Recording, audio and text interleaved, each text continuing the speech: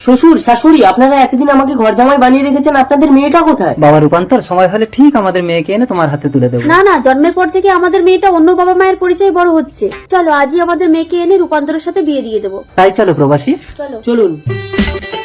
বাবা সৈকত, আমার একমাত্র মেয়ে বর্ণনাকে বিয়ে করে তুমি এবারে ঘর জামাই হয়ে থাকবে। বাবু, আপনার লাগে কজন লোক আছে দেখা করতে? বর্ণনা দেখ তো মা কে এসছে। ঠিক আছে। কে আপনারা? আমরা তোমার বাবা মা। বাবা দেখো তো কারা এসছে। আরে মোহনবাবু, আপনি আজ 20 বছর পর, আসুন আসুন আসুন, নমস্কার। বসুন বসুন। বস রূপান্তর, আমরা আমাদের মেয়েকে নিতে এসেছি। কে আপনারা? আমরা আমি বলছি, সেদিন তুমি হসপিটালে মৃত সন্তানের জন্ম দিয়ে অচেতন হয়ে পড়েছিলে, আর ইনি সেদিন বর্ণনাকে জন্ম দিয়েছিলেন। ডাক্তার এসে বলল, জ্ঞান ফিরে তুমি যদি মৃত সন্তানকে দেখো তাহলে তোমাকে আর বাঁচানো যাবে না। তখন আমার কান্না শুনে এই দেবী নিজের সদ্যজাত সন্তানকে তোমার কোলে তুলে দিয়ে এতকাল বুকে পাড়াচান চেপেছিল।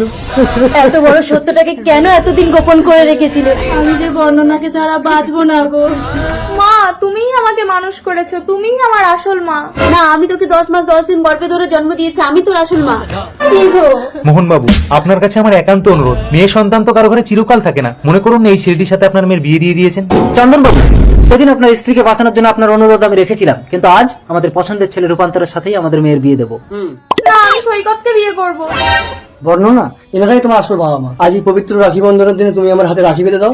আমি তোমার দাদা হয়ে সারা জীবন তোমার পালিত বাবা মাকে দেখবো, আর তুমি সারা জীবনের জন্য তোমার আসল বাবা মায়ের কাছে ফিরে যাবে।